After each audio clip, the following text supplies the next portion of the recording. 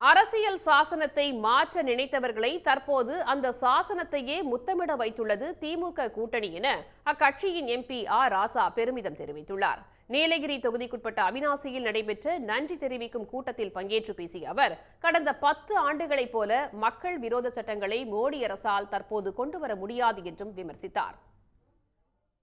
எந்த மோடி இந்த அரசியல் சட்டத்தை மாற்றிவிட்டு இது ஒரு மதத்திற்கான நாடு என்று சொன்னாரோ, எந்த மோடி இந்த நாட்டில் ஒரே மொழி இந்தி மொழி தான் இருக்க வேண்டும் என்று சொன்னாரோ, எந்த மோடி இந்த நாட்டில் ஒரே தேர்தல் தான் நடக்க வேண்டும் என்று சொன்னாரோ, எந்த மோடி இந்த நாட்டில் ஒரே உணவு ஒரே உடைதான் இருக்க வேண்டும் என்று சொன்னாரோ, அது அரசியல் சட்டத்திற்கு பொருந்தாது, நாங்கள் ஆட்சிக்கு வந்தால் மாற்றுவோம் என்று சொன்னாரோ, அந்த மோடியை அரசியல் சட்டத்தை தூக்கி முத்தம் கொடுக்கிற அளவுக்கு கொண்டு போய்விட்ட கட்சி திராவிட முன்னேற்ற கழகம், அதனுடைய தலைவர்.